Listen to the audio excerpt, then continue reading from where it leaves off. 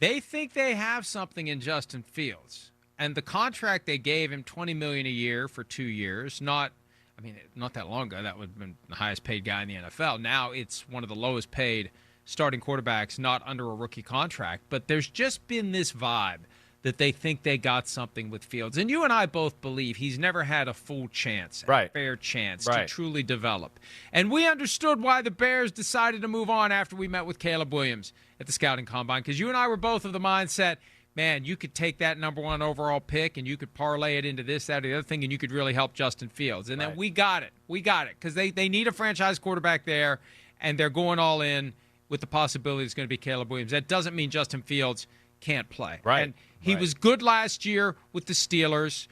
Mike Tomlin made the miscalculation, frankly. I'm a big Tomlin defender, but he made a mistake thinking that Russell Wilson was going to be the guy to get them over the top and take them to the promised land. It didn't work. And in hindsight, they'd have been better off letting Fields play the whole year. No, I mean, I hear you there. I hear you. And that's what's, like, you said a lot of the right things. First off, I don't think this guy's chopped liver. Is he perfect? No, he's not perfect. But, damn, he still brings some things to the game that can be tough to defend, that'll give a defensive coordinator a headache. His athletic ability and his running ability is up there with anybody in football. He's one of the best we've ever seen in that department.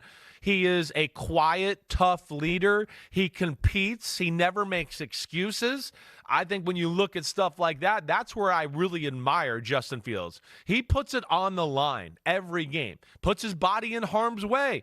Too much maybe at times, right? But that's where the Jets are cool. The Jets are looking for that type of leader right there. I think that's what everything that Aaron Glenn wants. He didn't want the rah-rah, I want to take over the team, everything about me type of quarterback. I think, again, like we've talked about many times this offseason, it kind of follows the mold of what they had in Detroit. They're not going to make it all about quarterback. We're not good because we don't have a great quarterback. They have a great quarterback. We don't have a great quarterback. No, they went like old school. They said, you know what? We're going to make the team really awesome, and then the quarterback will look like the franchise quarterback. That's what we're going to do. And we're going to work him up through that as we grow the team. And I think that's what they're looking at with Justin Fields. And that's where offensive coordinator Tanner Eggstrand and everything he does there, he's got his work cut out for him to, get this offense going, get Fields going, and come up with some creative ways that give defenses more headaches dealing with Justin Fields.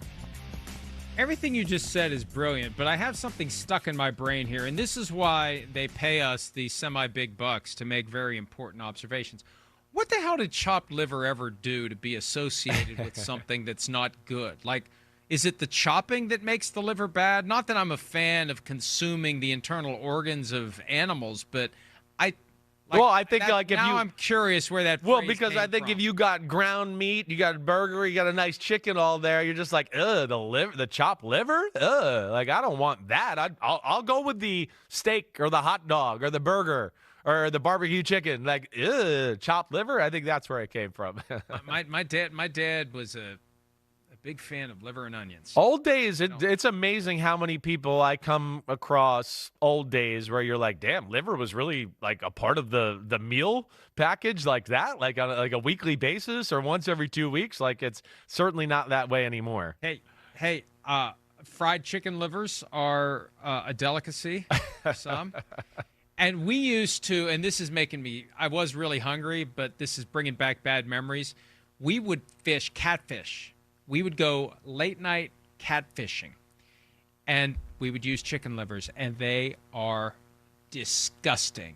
That smell gets everywhere. It gets all, like I had stains for years on my tackle box from fishing with chicken livers. Anyway, so enjoy your breakfast. Thanks a lot. I know I will enjoy mine. Maybe my wife is cooking up a batch. I hope so. Of fried chicken livers because I am chopped liver. Unlike Justin Fields, I am chopped liver. Okay, I think we're on the same page though, and the Jets the Jets are in that category for me of I really don't know which way it's going to break for them. Yeah. And I know they have a long history of dysfunction that they are trying to push against.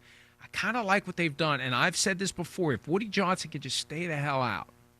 Keep it. Don't be making any suggestions. Don't be firing anybody 5 weeks in. Just let it ride out. They may be onto something. Yeah, I'm with you there. I think they got the right coaches in there to handle New York, get this organization back on track. Like you talked about, they've quieted things down quite a bit. They've been really flying under the radar, and there's some pretty good talent on this football team still. Joe Douglas, the last GM, the cupboard's not dry here. The defense is stacked, right? And they did a pretty good job in this draft and all of that. So we'll see where the Jets, you're right. They're one of those teams where it's like, they could exceed expectations, or I don't know, maybe they'll just fall off altogether and still kind of be in this weird mode they're in. But I'm going to bet that they're going to be pretty damn competitive with Aaron Glenn as the head coach. Hi, it's Mike Florio. Thanks for watching PFT on YouTube. Hit subscribe for the latest news and analysis from Pro Football Talk.